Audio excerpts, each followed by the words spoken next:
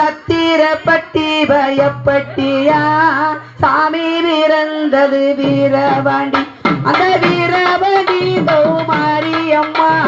வேண்டுவரது காத்திடுவா தன்னாதினாதினம் தனநானே தன்னாதினாதினம் தனநான் தானே தன்னாதினாதினம் தனநானே தன்னாதினாதினம் தனநானே தன்னாதினாதினம் தனநானே தன்ன